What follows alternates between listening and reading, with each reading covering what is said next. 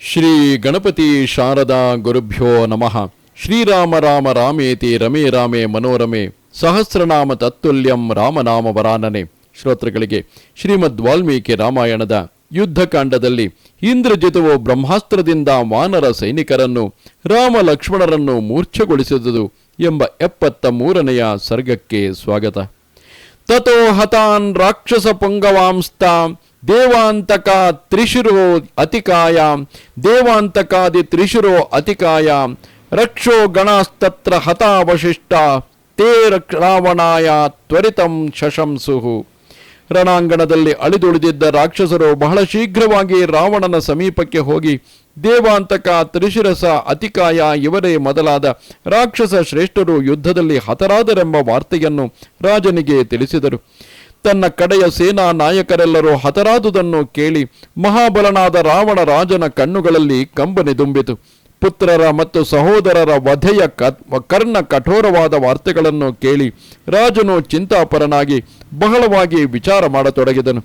ರಾಜನು ಹಾಗೆ ಶೋಕ ಸಮುದ್ರದಲ್ಲಿ ಮುಳುಗಿ ದೀನ ಮುಖನಾಗಿರುವುದನ್ನು ನೋಡಿ ರಥಿಗಳಲ್ಲಿ ಶ್ರೇಷ್ಠನಾದ ರಾಕ್ಷಸ ರಾಜಕುಮಾರನಾದ ಇಂದ್ರಜಿತುವು ಹೇಳಿದನು, ತಂದೆಯೇ ರಾಕ್ಷಸೇಂದ್ರ, ನಿನ್ನ ಮಗನಾದ ಇಂದ್ರಜಿತುವು ಇನ್ನೂ ಬದುಕಿರುವಾಗ ನೀನು ಹೀಗೆ ದುಃಖಿಸಬಾರದು. ಯುದ್ಧದಲ್ಲಿ ಈ ಇಂದ್ರಜಿತುವಿನ ಬಾಣಗಳಿಂದ ಗಾಯಗೊಂಡ ಯಾವನು ತಾನೇ ಜೀವವನ್ನು ಉಳಿಸಿಕೊಂಡು ಹೋಗುವನು? ರಾವಣೇಶ್ವರ, ಆ ರಾಮನು ತನ್ನ ತಮ್ಮನಾದ ಲಕ್ಷ್ಮಣನೊಡನೆ ನನ್ನ ಬಾಣಗಳಿಂದ ಚಿನ್ನ ಭಿನ್ನನಾಗುವುದನ್ನು ನೀನಿಂದು ಕಾಣುವೆ. ಅಂಗಾಂಗಗಳಲ್ಲಿಯೂ ನಿಷಿದ್ಧವಾದ ಬಾಣಗಳು ಚುಚ್ಚಿ ಪ್ರಾಣಗಳನ್ನು ಕಳೆದುಕೊಂಡು ಅವನಿಂದು ರಣಾಂಗಣದಲ್ಲಿ ಮಲಗುವುದನ್ನು ನೋಡು. ಸುನಿಶ್ಚಿತವಾದ ಮತ್ತು ಪೌರುಷದಿಂದಲೂ ದೈವ ಬಲದಿಂದಲೂ ಯುಕ್ತವಾದ ಇಂದ್ರನ ಶತ್ರುವಾದ ಈ ನನ್ನ ಪ್ರತಿಜ್ಞೆಯನ್ನು ಕೇಳು. ತಂದೆಯೇ, ಈಗಲೇ ನಾನು ಲಕ್ಷ್ಮಣ ಸಮೇತನಾದ ರಾಮನನ್ನು ನನ್ನ ಅಮೋಘವಾದ ಬಾಣಗಳಿಂದ ತೃಪ್ತಿಗೊಳಿಸುತ್ತೇನೆ. ಬಲಿ ಚಕ್ರವರ್ತಿಯ ಯಜ್ಞ ಮಂಟಪದಲ್ಲಿ ತ್ರಿವಿಕ್ರಮ ರೂಪಿಯಾದ ಮಹಾವಿಷ್ಣುವಿನ ಉಗ್ರವಾದ ಪರಾಕ್ರಮವನ್ನು ನೋಡಿದಂತೆ ಇಂದು ನನ್ನ ಅತುಲವಾದ ಪರಾಕ್ರಮವನ್ನು ಇಂದ್ರ, ಯಮ, ವಿಷ್ಣು, ರುದ್ರರು, ಸಾಧ್ಯರು, ಚಂದ್ರ, ಸೂರ್ಯಾಜ್ಞೆಗಳು ನೋಡುತ್ತಾರೆ. ಮಹಾಸತ್ವಯುಕ್ತನಾದ ಇಂದ್ರ ಶತ್ರುವಾದ ಇಂದ್ರಜಿತುವು ಹೀಗೆ ಹೇಳಿ ರಾವಣೇಶ್ವರನ ಅನುಜ್ಞೆಯನ್ನು ಪಡೆದು ವಾಯು ವೇಗಕ್ಕೆ ಸಮಾನವಾದ ವೇಗದಿಂದ ಕೂಡಿದ್ದ ಶ್ರೇಷ್ಠವಾದ ಕತ್ತೆಗಳಿಂದ ಹೂಡಲ್ಪಟ್ಟಿದ್ದ ಯುದ್ಧ ಸಾಮಗ್ರಿಗಳಿಂದ ಸಂಪನ್ನವಾಗಿದ್ದ ರಥದ ಮೇಲೇರಿ ಕುಳಿತನು. ಹೀಗೆ ಆ ಮಹಾ ತೇಜಸ್ವಿಯಾದ ಇಂದ್ರಜಿತುವು ಇಂದ್ರನ ರಥದಂತೆಯೇ ಇದ್ದ ರಥದಲ್ಲಿ ಕುಳಿತು ಯುದ್ಧವು ನಡೆಯುತ್ತಿದ್ದ ಸ್ಥಳಕ್ಕೆ ಶೀಘ್ರವಾಗಿ ಧಾವಿಸಿದನು. ಮಹಾತ್ಮನಾದ ಇಂದ್ರಜಿತುವು ಯುದ್ಧಕ್ಕೆ ಹೊರಡುವುದನ್ನು ನೋಡಿ ಮಹಾಬಲಿಷ್ಠರಾದ ಹಲವಾರು ರಾಕ್ಷಸರು ಶ್ರೇಷ್ಠವಾದ ಧನುಸ್ಸುಗಳನ್ನು ಹಿಡಿದು ಹರ್ಷೋತ್ಸಾಹಗಳಿಂದ ಕೂಡಿ ರಾಜಪುತ್ರನನ್ನು ಅನುಸರಿಸಿ ಹೊರಟರು.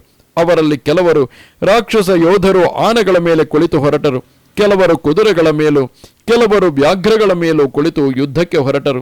ಚೇಳು, ಬೆಕ್ಕು, ಕತ್ತೆ, ಒಂಟೆ, ಸರ್ಪಗಳು, ಹಂದಿಗಳು, ಮಾಂಸ ಭಕ್ಷಿಗಳಾದ ಹಿಂಸ್ರಕ ಪ್ರಾಣಿಗಳು, ಸಿಂಹಗಳು, ಪರ್ವತೋಪಮವಾದ ಗುಳ್ಳೆ ನರಿಗಳು, ಕಾಗೆಗಳು, ಹಂಸಗಳು ಇವೇ ಮುಂತಾದ ಪ್ರಾಣಿಗಳನ್ನು ವಾಹನಗಳನ್ನಾಗಿ ಮಾಡಿಕೊಂಡು ಭಯಂಕರ ಪರಾಕ್ರಮರಾದ ರಾಕ್ಷಸ ಯೋಧರು ಇಂದ್ರಜಿತುವನ್ನು ಅನುಸರಿಸಿ ಹೊರಟರು. ಅವರೆಲ್ಲರೂ ಪ್ರಾಸ, ಪಟ್ಟಿಷ, ಖಡ್ಗ, ಗಂಡುಗೊಡಲಿ, ಗದೆ, ಭುಷುಂಡಿ, ಮುದ್ಗರ, ದಂಡ, ಶತಗ್ನಿ, ಪರಿಘ ಇವೇ ಮುಂತಾದ ಆಯುಧಗಳನ್ನು ಹಿಡಿದಿದ್ದರು. ಶಂಖಗಳ ಧ್ವನಿಯಿಂದ ಮಿಶ್ರಿತವಾಗಿದ್ದ ಭಯಂಕರವಾದ ಬೇರೆ ನಿನಾದವು ಸರ್ವತ್ರ ಕೇಳಿಬರುತ್ತಿರಲಾಗಿ ಇಂದ್ರನ ಶತ್ರುವಾದ ಮಹಾವೀರ್ಯವಂತನಾದ ಇಂದ್ರಜಿತುವು ರಾಕ್ಷಸರಿಂದ ಸ್ತುತಿಸಲ್ಪಡುತ್ತಾ ಬಹಳ ವೇಗವಾಗಿ ಧಾವಿಸಿದನು. ಪೂರ್ಣಚಂದ್ರನಿಂದ ಕೂಡಿರುವ ಆಕಾಶವು ಶೋಭಾಯಮಾನವಾಗಿ ಕಾಣುವಂತೆ ಶಂಖ ಮತ್ತು ಮೊಲದ ಬಣ್ಣಕ್ಕೆ ಸಮಾನವಾದ ಬಿಳಿ ಬಣ್ಣದಿಂದ ಕೂಡಿದ್ದ ಮೇಲ್ಭಾಗದಲ್ಲಿದ್ದ ಛತ್ರಿಯಿಂದ ಇಂದ್ರಜಿತುವು ಶೋಭಾಯಮಾನನಾಗಿ ಕಾಣುತ್ತಿದ್ದನು. ಸುವರ್ಣಮಯವಾದ ಆಭರಣಗಳಿಂದ ಸಮಲಂಕೃತನಾಗಿದ್ದ ಸಮಸ್ತ ಧನುರ್ಧಾರಿಗಳಲ್ಲಿಯೂ ಶ್ರೇಷ್ಠನಾಗಿದ್ದ ವೀರನಾದ ಇಂದ್ರಜಿತುವು ಶ್ರೇಷ್ಠವಾದ ಮತ್ತು ಸುಂದರವಾದ ಚಾಮರಗಳಿಂದ ಬೀಸಲ್ಪಡುತ್ತಿದ್ದನು. ವಿಶಾಲವಾದ ಸೈನ್ಯದೊಡನೆ ಯುದ್ಧಕ್ಕೆ ಹೊರಟಿದ್ದ ಪುತ್ರನನ್ನು ನೋಡಿ ರಾಕ್ಷಸರಿಗೆ ಅಧಿಪತಿಯಾಗಿದ್ದ ಶ್ರೀಮಂತನಾದ ರಾವಣನು ಹೇಳಿದನು, ತ್ವಮ ಪ್ರತಿರತಃ ಪುತ್ರ ತ್ವಯಾ ವೈ ವಾಸವೋ ಜಿತಃ ಕಿಂ ಪುನರ್ಮಾನುಷಂ ದೃಶ್ಯಂ ನಿಹನಿಶ್ಯಸಿ ರಾಘವಂ. ಮಗು, ನಿನ್ನ ರಥಕ್ಕೆ ಎದುರಾಗಿ ನಿಂತು ಯುದ್ಧ ಮಾಡುವವನು ಯಾರೂ ಇಲ್ಲ, ಏಕೆಂದರೆ ಅತುಲ ಪರಾಕ್ರಮಿಯಾದ ಇಂದ್ರನೇ ನಿನ್ನಿಂದ ಪರಾಜಿತನಾಗಿದ್ದಾನೆ. ಹೀಗಿರುವಾಗ ಸಾಮಾನ್ಯರಿಂದಲೂ ಎದುರಿಸಲು ಶಕ್ಯನಾದ ಮನುಷ್ಯನಾದ ಶ್ರೀರಾಮನ ವಿಷಯವಾಗಿ ಹೇಳುವುದೇನಿದೆ? ಇಂದು ನೀನು ನಿಶ್ಚಯವಾಗಿಯೂ ಆ ರಾಮನನ್ನು ಸಂಹರಿಸುವೆ. ರಾಕ್ಷಸರಾಜನಾದ ರಾವಣನು ಹೀಗೆ ಹೇಳಲು ಇಂದ್ರಜಿತವು ತಂದೆಯ ಆ ಅಮೋಘವಾದ ಆಶೀರ್ವಾದವನ್ನು ತಲೆಬಾಗಿ ಸ್ವೀಕರಿಸಿದನು. ಆ ಸಮಯದಲ್ಲಿ ಸೂರ್ಯನ ತೇಜಸ್ಸಿಗೆ ಸಮಾನವಾದ ತೇಜಸ್ಸಿನಿಂದ ಕಂಗೊಳಿಸುತ್ತಿದ್ದ ಅಪ್ರತಿಮ ಪರಾಕ್ರಮಿಯಾದ ಇಂದ್ರಜಿತುವಿನಿಂದ ಲಂಕಾ ಪಟ್ಟಣವು ಸೂರ್ಯನಿಂದ ಶೋಭಾಯಮಾನವಾಗಿ ಕಾಣುವ ಆಕಾಶದಂತೆಯೇ ರಾರಾಜಿಸಿತು. ಮಹಾ ತೇಜಸ್ವಿಯಾದ ಶತ್ರು ದಮನನಾದ ಇಂದ್ರಜಿತವು ರಣಭೂಮಿಯನ್ನು ಸೇರಿ ರಥದ ಸುತ್ತಲೂ ಮಹಾವೀರರಾದ ಅಂಗರಕ್ಷಕರಾದ ರಾಕ್ಷಸರನ್ನು ನಿಲ್ಲಿಸಿಕೊಂಡನು. ಬಳಿಕ ಅಗ್ನಿಯ ತೇಜಸ್ಸಿಗೆ ಸಮಾನವಾದ ತೇಜಸ್ಸಿನಿಂದ ಕೂಡಿದ್ದ ರಾಕ್ಷಸ ಶ್ರೇಷ್ಠನಾದ ಆ ಇಂದ್ರಜಿತುವು ಶ್ರೇಷ್ಠವಾದ ಮಂತ್ರಗಳಿಂದ ಹುತಾಶನನಿಗೆ ಆಹುತಿಗಳನ್ನು ಸಮರ್ಪಿಸಿದನು. ಅನಂತರ ಚಂದನ ಲಾಜ ಪುಷ್ಪಗಳಿಂದಲೂ ಹವಿಸ್ಸುಗಳಿಂದಲೂ ಅಗ್ನಿದೇವನನ್ನು ಸಂಪೂಜಿಸಿದನು. ಅವನು ಆಗ ಮಾಡಿದ ಅಗ್ನಿಪೂಜೆಗೆ ಶಸ್ತ್ರಗಳೇ ಪರಿಸ್ತರಣಗಳಾಗಿದ್ದವು, ತಾರೆ ಗಿಡದ ಕಡ್ಡಿಗಳೇ ಸಮಿತ್ತುಗಳಾಗಿದ್ದವು. ಇಂದ್ರಜಿತವು ಕೆಂಪು ಬಣ್ಣದ ವಸ್ತ್ರಗಳನ್ನುಟ್ಟಿದ್ದನು. ಸ್ರುವಗಳು ಕಬ್ಬಿಣದಿಂದ ಮಾಡಲ್ಪಟ್ಟಿದ್ದವು. ಇಂದ್ರಜಿತವು ರಣಭೂಮಿಯಲ್ಲಿಯೇ ಅಗ್ನಿಯನ್ನು ಪ್ರತಿಷ್ಠಾಪಿಸಿ ತೋಮರಗಳಿಂದ ಕೂಡಿದ ಬಾಣಗಳಿಂದ 4 ಕಡೆಗಳಲ್ಲಿಯೂ ಪರಿಸ್ತರಣವನ್ನಿಟ್ಟು ಹೋಮದ ಸಲುವಾಗಿ ಜೀವಂತವಾಗಿದ್ದ ಕಪ್ಪಾದ ಮೇಕೆಯ ತಲೆಯನ್ನು ಕೈಗೆತ್ತಿಕೊಂಡನು. ಮೇಕೆಯ ತಲೆಯನ್ನು 1 ಬಾರಿಗೆ ಅಗ್ನಿಯಲ್ಲಿ ಹೋಮ ಮಾಡಿದ ಕೂಡಲೇ ಅಗ್ನಿಯು ಪ್ರಜ್ವಲಿಸತೊಡಗಿತು. ಹೊಗೆಯಿಂದ ಕೂಡಿರದ ಮಹಾಜ್ವಾಲೆಗಳು ಹೊರಹೊಮ್ಮುತ್ತಿದ್ದವು. ಹಿಂದೆ ದೇವತೆಗಳೊಡನೆ ಯುದ್ಧಕ್ಕೆ ಹೊರಟಿದ್ದಾಗಲೂ ಇದೇ ವಿಧವಾದ ವಿಜಯ ಸೂಚಕವಾದ ಚಿಹ್ನೆಗಳು ಅಗ್ನಿದೇವನಲ್ಲಿ ಕಂಡುಬಂದಿದ್ದವು. ಅಗ್ನಿದೇವನ ಜ್ವಾಲೆಗಳು ದಕ್ಷಿಣಾವರ್ತವಾಗಿ ಸುತ್ತುತ್ತಿದ್ದವು. ಪುಟಕ್ಕೆ ಹಾಕಿದ ಚಿನ್ನದಂತೆ ಆ ಅಗ್ನಿದೇವನು ಬೆಳಗುತ್ತಿದ್ದನು. ಅಗ್ನಿದೇವನು ಆ ರೂಪದಲ್ಲಿ ತಾನೇ ಮೇಲೆ ಬಂದು ಇಂದ್ರಜಿತವು ಸಮರ್ಪಿಸಿದ ಹವಿಸ್ಸನ್ನು ಪ್ರತಿಗ್ರಹಿಸಿದನು. ಬಳಿಕ ಅಸ್ತ್ರವಿದ್ಯಾ ವಿಶಾರದನಾದ ಇಂದ್ರಜಿತವು ಮಂತ್ರಪೂರ್ವಕವಾಗಿ ಬ್ರಹ್ಮಾಸ್ತ್ರವನ್ನು ಆಹ್ವಾನಿಸಿದನು. ಅನಂತರ ತನ್ನ ರಥ, ಧನಸ್ಸು ಇವೇ ಮುಂತಾದ ಸಕಲ ಯುದ್ಧ ಸಾಮಗ್ರಿಗಳನ್ನು ಬ್ರಹ್ಮಾಸ್ತ್ರ ಮಂತ್ರದಿಂದಲೇ ಅಭಿಮಂತ್ರಿಸಿದನು. ಇಂದ್ರಜಿತವು ಅಗ್ನಿಗೆ ಆಹುತಿಯನ್ನಿತ್ತು ಬ್ರಹ್ಮಾಸ್ತ್ರವನ್ನು ಆಹ್ವಾನಿಸಿದೊಡನೆಯೇ ಸೂರ್ಯ, ಚಂದ್ರ, ಗ್ರಹ, ನಕ್ಷತ್ರಗಳು ಮತ್ತು ಅಂತರಿಕ್ಷದಲ್ಲಿದ್ದ ಇತರ ಪ್ರಾಣಿಗಳು ಬಹಳವಾಗಿ ಭಯಗೊಂಡವು. ಅಗ್ನಿಯಂತೆ ಪ್ರದೀಪ್ತವಾದ ತೇಜಸ್ಸಿನಿಂದ ಬೆಳಗುತ್ತಿದ್ದ ಮಹೇಂದ್ರನ ಪ್ರಭಾವಕ್ಕೆ ಸದೃಶವಾದ ಪ್ರಭಾವವನ್ನು ಹೊಂದಿದ್ದ ರಾವಣ ಪುತ್ರನು ಯಥಾವಿಧಿಯಾಗಿ ಅಗ್ನಿಯಲ್ಲಿ ಹೋಮ ಮಾಡಿದ ನಂತರ ಧನುಸ್ಸು, ಬಾಣ, ಕತ್ತಿ, ರಥ, ಕುದುರೆಗಳಿಂದ ಕೂಡಿ ಆಕಾಶದಲ್ಲಿ ಅದೃಶ್ಯನಾದನು. ರಾವಣಿಯು ಆಕಾಶದಲ್ಲಿ ಅದೃಶ್ಯನಾದ ನಂತರ ಕುದುರೆಗಳಿಂದಲೂ ರಥಗಳಿಂದಲೂ ವ್ಯಾಪ್ತವಾಗಿದ್ದ ಪತಾಕೆ, ಧ್ವಜಗಳಿಂದ ಸುಶೋಭಿತವಾಗಿದ್ದ ರಾಕ್ಷಸರ ಸೈನ್ಯವು ವಾನರ ಸೈನ್ಯದೊಡನೆ ಯುದ್ಧ ಮಾಡುವ ಇಚ್ಛೆಯಿಂದ ಗರ್ಜನೆ ಮಾಡುತ್ತಾ ಹೊರಟಿತು. ಆ ರಾಕ್ಷಸ ಸೈನಿಕರು ದುಸ್ಸಹವಾದ ವೇಗದಿಂದ ಕೂಡಿದ್ದ ಸುವರ್ಣ ಭೂಷಿತವಾಗಿದ್ದ ವಿಚಿತ್ರವಾಗಿದ್ದ ಅಸಂಖ್ಯಾತವಾದ ಬಾಣಗಳಿಂದಲೂ ತೋಮರಗಳಿಂದಲೂ ಅಂಕುಶಗಳಿಂದಲೂ ವಾನರ ಸೈನಿಕರನ್ನು ಪ್ರಹರಿಸತೊಡಗಿದರು. ಶತ್ರುಗಳ ವಿಷಯದಲ್ಲಿ ಪರಮ ಕ್ರುದ್ಧನಾಗಿದ್ದ ರಾವಣಿಯು ವಾನರರೊಡನೆ ಯುದ್ಧದಲ್ಲಿ ತೊಡಗಿದ್ದ ರಾಕ್ಷಸರನ್ನು ನೋಡಿ ಎಲ್ಲರನ್ನೂ ಪ್ರೋತ್ಸಾಹಿಸುತ್ತಾ ಹೇಳಿದನು: ಹೃಷ್ಟಾ ಭವಂತೋ ಯುದ್ಧಂತು ವಾನರಾಣಾಂ ಜಿಘಾಂಸಯ. ವಾನರರನ್ನು ಕೊಲ್ಲುವ ಅಭಿಲಾಷೆಯನ್ನಿಟ್ಟುಕೊಂಡು ನೀವೆಲ್ಲರೂ ಪರಮ ಸಂತೋಷದಿಂದ ಅವರೊಡನೆ ಯುದ್ಧ ಮಾಡಿರಿ. ಇಂದ್ರಜಿತುವಿನ ಆ ಮಾತನ್ನು ಕೇಳಿ ವಿಜಯಕಾಂಕ್ಷಿಗಳಾದ ರಾಕ್ಷಸರು ಉತ್ಸಾಹಿತರಾಗಿ ಗಟ್ಟಿಯಾಗಿ ಗರ್ಜನೆ ಮಾಡುತ್ತಾ ವಾನರ ಸೈನಿಕರ ಮೇಲೆ ಭಯಂಕರವಾದ ರೀತಿಯಲ್ಲಿ ಬಾಣಗಳ ಮಳೆಗರೆದರು. ರಾಕ್ಷಸರಿಂದ ಸುತ್ತುವರಿಯಲ್ಪಟ್ಟಿದ್ದ ಇಂದ್ರಜಿತುವು ಆ ಸಮಯದಲ್ಲಿ ನಾಲೀಕ, ನಾರಾಚ, ಗದೆ, ಮುಸಲ, ಅಸ್ತ್ರ ಶಸ್ತ್ರ ಇವೇ ಮುಂತಾದ ಆಯುಧಗಳಿಂದ ವಾನರರನ್ನು ಸಂಹರಿಸಲು ಉಪಕ್ರಮಿಸಿದನು. ಹೀಗೆ ವೃಕ್ಷಾಯುಧರಾದ ವಾನರ ಸೈನಿಕರು ಇಂದ್ರಜಿತುವಿನಿಂದ ವಧಿಸಲ್ಪಡುತ್ತಿರಲಾಗಿ ಶೂರವೀರರಾದ ವಾನರ ನಾಯಕರು ಬಂಡೆಗಳಿಂದಲೂ ವೃಕ್ಷಗಳಿಂದಲೂ ರಾವಣಿಯನ್ನು ಪ್ರಹರಿಸತೊಡಗಿದರು. ಮಹಾ ತೇಜಸ್ವಿಯು ಮಹಾಬಲನೂ ಆದ ಇಂದ್ರಜಿತುವು ಅದರಿಂದ ಕ್ರುದ್ಧನಾಗಿ ವಾನರ ಸೈನಿಕರ ಶರೀರಗಳನ್ನು ಛಿನ್ನ ಭಿನ್ನ ಮಾಡತೊಡಗಿದನು. ರಣಾಂಗಣದಲ್ಲಿ ರಾಕ್ಷಸ ಸೈನಿಕರನ್ನು ಹರ್ಷಗೊಳಿಸುತ್ತಾ ಇಂದ್ರಜಿತುವು ಒಂದೊಂದು ಬಾಣದಿಂದ 5, 7, 9 ವಾನರ ಸೈನಿಕರನ್ನು ಸೀಳಿ ಹಾಕುತ್ತಿದ್ದನು. ಅತ್ಯಂತ ದುರ್ಜಯನಾದ ವೀರನಾದ ಇಂದ್ರಜಿತುವು ಸುವರ್ಣಭೂಷಿತವಾದ ಸೂರ್ಯ ಸದೃಶವಾದ ಬಾಣಗಳಿಂದ ವಾನರ ಸೈನಿಕರನ್ನು ಧ್ವಂಸ ಮಾಡಿದನು. ರಣಕ್ಷೇತ್ರದಲ್ಲಿ ದೇವತೆಗಳಿಂದ ಪೀಡಿತರಾದ ಮಹಾಸುರರಂತೆ ರಾವಣಿಯ ಬಾಣಗಳಿಂದ ಪೀಡಿಸಲ್ಪಡುತ್ತಿದ್ದ ಚಿನ್ನ ಭಿನ್ನವಾದ ಶರೀರಗಳನ್ನು ಹೊಂದಿದ್ದ ವಾನರ ಸೈನಿಕರು ರಾಕ್ಷಸರೊಡನೆ ಮಾಡುವ ಯುದ್ಧದಲ್ಲಿ ವಿಜಯ ಗಳಿಸುವೆವೆಂಬ ಸಂಕಲ್ಪವನ್ನು ಸಾಧಿಸಲಾರದೆ ಜೀವಗಳನ್ನು ತೊರೆದು ಭೂಮಿಯ ಮೇಲೆ ಬಿದ್ದರು. ಅದನ್ನು ನೋಡಿ ಹಲವಾರು ವಾನರ ನಾಯಕರು ಪರಮ ಕ್ರುದ್ಧರಾಗಿ ಬಾಣರೂಪವಾದ ಭಯಂಕರ ಕಿರಣಗಳಿಂದ ಸೂರ್ಯನಂತೆಯೇ ಪ್ರಜ್ವಲಿಸುತ್ತಿದ್ದ ಇಂದ್ರಜಿತುವನ್ನು ಆಕ್ರಮಿಸಿದರು. ಆದರೆ ಹಾಗೆ ಆಕ್ರಮಿಸಿದ ಎಲ್ಲ ವಾನರರು ಸ್ವಲ್ಪ ಹೊತ್ತಿನಲ್ಲಿಯೇ ಇಂದ್ರಜಿತುವಿನ ಸತತವಾದ ಬಾಣಗಳ ಪ್ರಹಾರಗಳಿಂದ ಭಿನ್ನ ದೇಹರು, ಹೀನ ಸತ್ವರು ಆದರು. ಅಳಿದುಳಿದವರು ರಕ್ತದಿಂದ ತೊಯ್ದು ವ್ಯಥೆಪಡುತ್ತಾ ಪಲಾಯನ ಮಾಡುತ್ತಿದ್ದರು. ಶ್ರೀರಾಮನ ಸಲುವಾಗಿ ತಮ್ಮ ಪ್ರಾಣಗಳನ್ನೇ ಒತ್ತೆಯಾಗಿಟ್ಟು ಕಾದಾಡುತ್ತಿದ್ದ ಕೆಲವು ವಾನರ ನಾಯಕರು ಬಾಣಗಳಿಂದ ಗಾಯಗೊಂಡರೂ ರಣಾಂಗಣದಿಂದ ಓಡಿ ಹೋಗದೆ ಬಂಡೆಗಳನ್ನೆತ್ತಿಕೊಂಡು ಗಟ್ಟಿಯಾಗಿ ಗರ್ಜನೆ ಮಾಡುತ್ತಿದ್ದರು. ಸುದೃಢವಾಗಿ ನಿಂತಿದ್ದ ವಾನರರು ಪರ್ವತ ಶಿಖರಗಳಿಂದಲೂ ವೃಕ್ಷಗಳಿಂದಲೂ ಮತ್ತು ಬಂಡೆಗಳಿಂದಲೂ ಸತತವಾಗಿ ರಾವಣಿಯನ್ನು ಪ್ರಹರಿಸುತ್ತಿದ್ದರು. ಆದರೆ ಸಮಿತಿಂಜಯನಾದ ಮಹಾತೇಜಸ್ವಿಯಾದ ಇಂದ್ರಜಿತವು ಪ್ರಾಣಾಪಹಾರಕಗಳಾದ ವೃಕ್ಷಗಳ ಮತ್ತು ಬಂಡೆಗಳ ವೃಷ್ಟಿಯನ್ನು ಕ್ಷಣ ಮಾತ್ರದಲ್ಲಿ ಧ್ವಂಸ ಮಾಡಿಬಿಟ್ಟನು. ಪುನಃ ರಾವಣಿಯು ಅಗ್ನಿ ಸದೃಶವಾದ ಸರ್ವೋಪಮವಾದ ಬಾಣಗಳಿಂದ ಸತತವಾಗಿ ಪ್ರಹರಿಸುತ್ತಾ ವಾನರ ಸೈನ್ಯವನ್ನು ಧ್ವಂಸ ಮಾಡತೊಡಗಿದನು. 18 ಬಾಣಗಳಿಂದ ಗಂಧಮಾದರನನ್ನು ಗಾಯಗೊಳಿಸಿದನು. ದೂರದಲ್ಲಿದ್ದ ನಲನನ್ನು 9 ಬಾಣಗಳಿಂದ ಗಾಯಗೊಳಿಸಿದನು. ಮರ್ಮ ಸ್ಥಳಗಳನ್ನು ಭೇದಿಸುವ 7 ಬಾಣಗಳಿಂದ ಮೈಂದನನ್ನು, 5 ಬಾಣಗಳಿಂದ ಗಜನೆಂಬ ವಾನರನನ್ನು ಮಹಾವೀರ್ಯನಾದ ಇಂದ್ರಜಿತುವು ಪ್ರಹರಿಸಿದನು. ಪುನಃ ರಾವಣಿಯು ಜಾಂಬವಂತನನ್ನು 10 ಬಾಣಗಳಿಂದಲೂ ನೀಲನನ್ನು 3 ಬಾಣಗಳಿಂದಲೂ ಪ್ರಹರಿಸಿದನು. ವರದಾನದಿಂದ ದೊರೆತಿದ್ದ ಘೋರವಾದ ಮತ್ತು ತೀಕ್ಷ್ಣವಾದ ಬಾಣಗಳಿಂದ ಇಂದ್ರಜಿತುವು ಸುಗ್ರೀವ, ಅಂಗದ, ಋಷಭ ದ್ವಿವಿಧರನ್ನು ಸತ್ವಹೀನರನ್ನಾಗಿ ಮಾಡಿಬಿಟ್ಟನು. ಎಲ್ಲೆಡೆಗಳಲ್ಲೂ ವ್ಯಾಪ್ತವಾಗಿರುವ ಪ್ರಳಯ ಕಾಲದ ಅಗ್ನಿಯಂತೆ ಕ್ರುದ್ಧನಾಗಿದ್ದ ಇಂದ್ರಜಿತುವು ಇತರ ವಾನರ ಮುಖ್ಯರನ್ನು ಬಹುಸಂಖ್ಯಾತವಾದ ಬಾಣಗಳಿಂದ ಮರ್ದನ ಮಾಡಿದನು.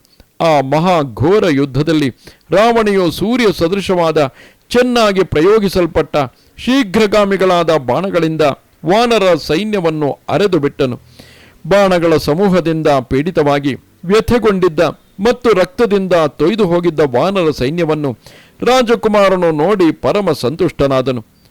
ಅಷ್ಟರಿಂದಲೂ ಅವನಿಗೆ ತೃಪ್ತಿಯಾಗಲಿಲ್ಲ. ಪುನಃ ರಾಕ್ಷಸೇಂದ್ರನ ಮಗನಾದ ಮಹಾಬಲಿಷ್ಠನಾದ ಮಹಾತೇಜಸ್ವಿಯಾದ ಇಂದ್ರಜಿತುವು ಬಾಣ ವರ್ಷವನ್ನು, ಭಯಂಕರವಾದ ಶಸ್ತ್ರವರ್ಷವನ್ನು ಸೃಷ್ಟಿಸಿ ವಾನರ ಸೈನಿಕರನ್ನು ಮರ್ದನ ಮಾಡಿದನು. ತನ್ನ ಸೈನಿಕರ ಜೊತೆಯಲ್ಲಿ ಅದುವರೆಗೂ ಇದ್ದ ಇಂದ್ರಜಿತುವು ತನ್ನ ಸೈನ್ಯವನ್ನು ವಿಸರ್ಜಿಸಿ ವಾನರ ಸೈನ್ಯದಲ್ಲಿ ಸೇರಿಕೊಂಡು ಅದೃಶ್ಯನಾಗಿ ಕಾರ್ಮುಗಿಲು ಮುಸಲ ಧಾರೆಗಳಿಂದ ಕೂಡಿದ ಮಳೆಗರೆಯುವಂತೆ ಭಯಂಕರವಾದ ಬಾಣಗಳ ಸಮೂಹವನ್ನು ವಾನರ ಸೈನ್ಯದ ಮೇಲೆ ಸುರಿಸಿದನು. ಇಂದ್ರಜಿತುವಿನ ಬಾಣಗಳ ಪ್ರಹಾರಗಳಿಂದ ಸೀಳಿ ಹೋದ ದೇಹವುಳ್ಳವರಾಗಿದ್ದ ಅವನ ಮಾಯೆಯಿಂದ ಹತರಾದ ಪರ್ವತ ಸದೃಶರಾಗಿದ್ದ ವಾನರ ಸೈನಿಕರು ವಿಕಾರ ಸ್ವರದಿಂದ ಕೂಗಿಕೊಳ್ಳುತ್ತಾ ಇಂದ್ರನ ವಜ್ರಾಯುಧದಿಂದ ಕತ್ತರಿಸಲ್ಪಟ್ಟ ಪರ್ವತಗಳು ಕೆಳಕ್ಕೆ ಬಿದ್ದಂತೆ ಭೂಮಿಯ ಮೇಲೆ ಬಿದ್ದರು. ವಾನರ ನಾಯಕರು ಆ ಘೋರವಾದ ರಣಾಂಗಣದಲ್ಲಿ ನಿಶ್ಚಿತವಾದ ಅಗ್ರಭಾಗಗಳಿಂದ ಕೂಡಿದ್ದ ಬಾಣಗಳು ಸತತವಾಗಿ ತಮ್ಮ ಮೇಲೆ ಬೀಳುತ್ತಿರುವುದನ್ನು ಮಾತ್ರವೇ ಕಾಣುತ್ತಿದ್ದರು. ಮಾಯೆಯಿಂದ ಅದೃಶ್ಯನಾಗಿ ತಮ್ಮ ಮೇಲೆ ಪುಂಖಾನುಪುಂಖವಾಗಿ ಬಾಣಗಳನ್ನು ಬಿಡುತ್ತಿದ್ದ ಇಂದ್ರಜಿತುವನ್ನು ಅವರು ಕಾಣಲೇ ಇಲ್ಲ. ಆ ಸಮಯದಲ್ಲಿ ಮಹಾಕಾಯನಾದ ರಾವಣಿಯು ನಿಶಿತವಾದ ಮತ್ತು ಸೂರ್ಯನಂತೆ ಪ್ರಕಾಶಮಾನವಾಗಿದ್ದ ಬಾಣಗಳಿಂದ ಎಲ್ಲ ದಿಕ್ಕುಗಳನ್ನು ಮುಚ್ಚಿಬಿಟ್ಟನು. ಅಂತೆಯೇ ವಾನರ ಶ್ರೇಷ್ಠರನ್ನು ಸೀಳಿ ಹಾಕಿದನು. ಪ್ರಜ್ವಲಿಸುವ ಅಗ್ನಿಗೆ ಸಮಾನವಾಗಿದ್ದ ಪ್ರಕಾಶಮಾನವಾಗಿದ್ದ ಬೆಂಕಿಯ ಕಿಡಿಗಳನ್ನು ಹೊರಸೂಸುತ್ತಿದ್ದ ಶೂಲ, ಖಡ್ಗ, ಗಂಡುಗೊಡಲಿ ಇವೇ ಮುಂತಾದ ಆಯುಧಗಳನ್ನು ವಾನರ ಸೈನ್ಯದ ಮೇಲೆ ಸತತವಾಗಿ ಸುರಿಸುತ್ತಿದ್ದನು. ಇಂದ್ರಜಿತುವಿನಿಂದ ಬಿಡಲ್ಪಡುತ್ತಿದ್ದ ಅಗ್ನಿ ಸದೃಶವಾದ ತೇಜೋ ವಿಶಿಷ್ಟವಾದ ಬಾಣಗಳಿಂದ ಗಾಯಗೊಂಡು ರಕ್ತದಿಂದ ತೊಯ್ದು ಹೋಗಿದ್ದ ವಾನರರು ಅರಳಿದ ಹೂವುಗಳಿಂದ ತುಂಬಿದ ಮುತ್ತುಗದ ಮರಗಳಂತೆಯೇ ಕಾಣುತ್ತಿದ್ದರು. ರಾಕ್ಷಸೇಂದ್ರನಾದ ಇಂದ್ರಜಿತುವಿನ ಬಾಣಗಳಿಂದ ಚಿನ್ನ ಭಿನ್ನರಾಗಿದ್ದ ವಾನರ ಸೈನಿಕರು ಒಬ್ಬರು ಮತ್ತೊಬ್ಬರ ಬಳಿಗೆ ಹೋಗಿ ಗಟ್ಟಿಯಾಗಿ ಚೀತ್ಕಾರ ಮಾಡುತ್ತಾ ಭೂಮಿಯ ಮೇಲೆ ಬೀಳುತ್ತಿದ್ದರು. ಬಾಣಗಳು ಎಲ್ಲಿಂದ ಬರುತ್ತಿವೆಯೆಂದು ತಿಳಿಯಲು ಕುತೂಹಲದಿಂದ ಆಕಾಶದ ಕಡೆಗೆ ನೋಡುತ್ತಿದ್ದಾಗ ಬಾಣಗಳು ವಾನರರ ಕಣ್ಣುಗಳಿಗೆ ಬೀಳುತ್ತಿದ್ದವು. ಹೀಗೆ ಕಣ್ಣುಗಳನ್ನು ಕಳೆದುಕೊಂಡ ವಾನರರು ಒಬ್ಬರನ್ನೊಬ್ಬರು ಅಪ್ಪಿಕೊಂಡು ಚೀತ್ಕಾರ ಮಾಡುತ್ತಾ ಕೆಳಕ್ಕೆ ಬೀಳುತ್ತಿದ್ದರು. ರಾಕ್ಷಸ ಶ್ರೇಷ್ಠನಾದ ಇಂದ್ರಜಿತುವು ಮಂತ್ರದಿಂದ ಅಭಿಮಂತ್ರಿತವಾದ ಪ್ರಾಸಗಳಿಂದಲೂ ಶೂಲಗಳಿಂದಲೂ ಮತ್ತು ತೀಕ್ಷ್ಣವಾದ ಬಾಣಗಳಿಂದಲೂ ಹನುಮಂತ, ಸುಗ್ರೀವ, ಅಂಗದ, ಗಂಧಮಾದನ, ಜಾಂಬವಂತ, ಸುಷೇನ, ವೇಗದರ್ಶಿ, ಮೈಂದ, ದ್ವಿವಿಧ, ನೀಲ, ಗವಾಕ್ಷ, ಗವಯ, ಕೇಸರಿ, ಹರಿಲೋಮ, ವಿದ್ಯುದ್ಧಂಷ್ಟ್ರ, ಸೂರ್ಯಾನನ, ಜ್ಯೋತಿರ್ಮುಖ, ದಧಿಮುಖ, ಪಾವಕಾಕ್ಷ, ನಲ, ಕುಮುದ ಇವರೇ ಮೊದಲಾದ ಎಲ್ಲ ವಾನರ ಶ್ರೇಷ್ಠರನ್ನು ಗಾಯಗೊಳಿಸಿದರು. ಹೀಗೆ ಅವನು ಗದೆಗಳಿಂದಲೂ ಹೊಂಬಣ್ಣದ ಬಾಣಗಳಿಂದಲೂ ವಾನರ ಮುಖ್ಯರನ್ನು ಪ್ರಹರಿಸಿದ ನಂತರ ರಾಮ ಲಕ್ಷ್ಮಣರ ಮೇಲೆ ಸೂರ್ಯನ ಕಿರಣಗಳಿಗೆ ಸಮಾನವಾದ ಪ್ರಭೆಯಿಂದ ಕೂಡಿದ್ದ ಬಾಣಗಳ ಸಮೂಹವನ್ನು ಸುರಿಸಿದನು. ಜಲಧಾರೆಯೋಪಾದಿಯಲ್ಲಿ ಸತತವಾಗಿ ಇಂದ್ರಜಿತುವಿನಿಂದ ಸುರಿಸಲ್ಪಡುತ್ತಿದ್ದ ಬಾಣಗಳನ್ನು ಗಣನೆಗೆ ತೆಗೆದುಕೊಳ್ಳದೆ ಪರಮಾದ್ಭುತ ಕಾಂತಿಯಿಂದ ವಿಶಿಷ್ಟನಾಗಿದ್ದ ಶ್ರೀರಾಮನು ಲಕ್ಷ್ಮಣನಿಗೆ ಹೇಳಿದನು, ಲಕ್ಷ್ಮಣ, ಇಂದ್ರ ಶತ್ರುವಾದ ಈ ಇಂದ್ರಜಿತುವು ಬ್ರಹ್ಮಾಸ್ತ್ರವನ್ನು ಆಶ್ರಯಿಸಿ ವಾನರ ಸೈನಿಕರನ್ನು ಧ್ವಂಸ ಮಾಡಿದ ಬಳಿಕ ಈಗ ತೀಕ್ಷ್ಣವಾದ ಬಾಣಗಳ ಮೂಲಕವಾಗಿ ನಮ್ಮಿಬ್ಬರನ್ನು ಪೀಡಿಸತೊಡಗಿದ್ದಾನೆ. ಬ್ರಹ್ಮನಿಂದ ವರವನ್ನು ಪಡೆದಿರುವ ಮಹಾಕಾಯನಾದ ಮಹಾಮನಸ್ವಿಯಾದ ಇವನು ನಮ್ಮನ್ನು ಪರಾಜಯಗೊಳಿಸಬೇಕೆಂಬ ನಿರ್ಧಾರದಿಂದ ಆಕಾಶದಲ್ಲಿ ಅದೃಶ್ಯನಾಗಿ ಯುದ್ಧ ಮಾಡುತ್ತಿದ್ದಾನೆ. ಸತತವಾಗಿ ನಮ್ಮ ಮೇಲೆ ಬಾಣ ಪ್ರಯೋಗವನ್ನು ಮಾಡುತ್ತಲೇ ಇದ್ದಾನೆ. ಕಣ್ಣಿಗೆ ಕಾಣಿಸದಿರುವ ಇವನನ್ನು ಪ್ರಹರಿಸುವುದಾದರೂ ಹೇಗೆ? ಪೂಜ್ಯನಾದ ಬ್ರಹ್ಮನ ಸ್ವರೂಪವು ಅಚಿಂತ್ಯವಾದುದು. ಅವನೇ ಈ ಜಗತ್ತಿಗೆ ಆದಿ ಕಾರಣನಾಗಿದ್ದಾನೆ. ಈಗ ಇಂದ್ರಜಿತುವು ಬಿಡುತ್ತಿರುವ ಅಸ್ತ್ರಗಳೆಲ್ಲವೂ ಅವನವೇ ಆಗಿವೆ ಎಂದು ನಾನು ಭಾವಿಸುತ್ತೇನೆ. ಧೀಮಂತನಾದ ಲಕ್ಷ್ಮಣನೇ, ಈ ಸಮಯದಲ್ಲಿ ನೀನು ಸ್ವಲ್ಪವೂ ಗಾಬರಿಗೊಳ್ಳದೆ ಏಕಾಗ್ರ ಚಿತ್ತನಾಗಿ ನನ್ನೊಡನೆ ಈ ಬಾಣಗಳ ಪ್ರಹಾರವನ್ನು ಸಹಿಸಿಕೊಳ್ಳಬೇಕಾಗಿದೆ. ರಾಕ್ಷಸ ರಾಜನಾದ ಇಂದ್ರಜಿತುವು ತನ್ನ ಬಾಣಗಳ ಸಮೂಹಗಳಿಂದ ಎಲ್ಲ ದಿಕ್ಕುಗಳನ್ನು ಮುಚ್ಚಿಬಿಟ್ಟಿದ್ದಾನೆ. ಅನೇಕ ವಾನರ ನಾಯಕರನ್ನು ಕಳೆದುಕೊಂಡಿರುವ ಈ ಸುಗ್ರೀವನ ಸೈನ್ಯದಲ್ಲಿ ಶೋಭೆಯೇ ಇಲ್ಲವಾಗಿದೆ. ನಾವು ಕೂಡ ಇವನಿಂದ ಪ್ರಹರಿಸಲ್ಪಟ್ಟು ಹರ್ಷವಾಗಲಿ ಕೋಪವಾಗಲಿ ಇಲ್ಲದೆ ಸಣ್ಣೆಯನ್ನು ಕಳೆದುಕೊಂಡು ಯುದ್ಧದಿಂದ ವಿರಮಿಸಿದ ನಂತರ ಈ ರಾಕ್ಷಸನು ಯುದ್ಧದಲ್ಲಿ ವಿಜಯಶ್ರೀಯನ್ನು ಪಡೆದು ಆನಂದ ತುಂದಿರನಾಗಿ ಲಂಕಾ ಪಟ್ಟಣವನ್ನು ಪ್ರವೇಶಿಸುತ್ತಾನೆ. ಹೀಗೆ ಶ್ರೀರಾಮನು ಹೇಳುತ್ತಿರುವಾಗಲೇ ರಾಮ ಲಕ್ಷ್ಮಣರಿಬ್ಬರು ಇಂದ್ರಜಿತುವಿನ ಬಾಣಗಳ ಸಮೂಹಗಳಿಂದ ಬಹಳವಾಗಿ ಗಾಯಗೊಂಡರು. ವೀರನಾದ ರಾಕ್ಷಸ ರಾಜಕುಮಾರನು ರಾಮ ಲಕ್ಷ್ಮಣರಿಗೂ ವಿಷಾದವನ್ನುಂಟು ಮಾಡಿ ಅವರನ್ನು ಮೂರ್ಛೆಗೊಳಿಸಿ ಅತ್ಯಾನಂದದಿಂದ ಸಿಂಹನಾದ ಮಾಡಿದನು. ಹೀಗೆ ಇಂದ್ರಜಿತುವು ವಾನರ ಸೈನ್ಯವನ್ನು, ವಾನರ ನಾಯಕರನ್ನು, ರಾಮ ಲಕ್ಷ್ಮಣರನ್ನು ಮೂರ್ಛೆಗೊಳಿಸಿ ರಾವಣನ ಭುಜಬಲದಿಂದ ಸಂರಕ್ಷಿತವಾಗಿದ್ದ ಲಂಕಾ ಪಟ್ಟಣವನ್ನು ಪ್ರವೇಶಿಸಿದನು. ಆ ಸಮಯದಲ್ಲಿ ರಾಕ್ಷಸರೆಲ್ಲರೂ ಇಂದ್ರಜಿತುವನ್ನು ಸ್ತುತಿಸುತ್ತಿದ್ದರು. ತಂದೆಯ ಬಳಿಗೆ ಹೋಗಿ ಪರಮಹೃಷ್ಟನಾಗಿ ಯುದ್ಧದಲ್ಲಿ ಜಯಗಳಿಸಿದ ಶುಭವಾರ್ತೆಯನ್ನು ರಾವಣನಿಗೆ ತಿಳಿಸಿದನು. ಇದು ಶ್ರೀಮದ್ ವಾಲ್ಮೀಕಿ ರಾಮಾಯಣದ ಯುದ್ಧಕಾಂಡದಲ್ಲಿ 73ನೆಯ ಸರ್ಗವು. ನಮಸ್ತೆ ಶಾರದೆ ದೇವಿ ಕಾಶ್ಮೀರ ಪುರವಾಸಿನಿ ತ್ವಾಮಹಂ ಪ್ರಾರ್ಥಯೇ ನಿತ್ಯಂ ವಿದ್ಯಾದಾನಂಚ ದೇಹಿಮೆ. ನಮಸ್ಕಾರ.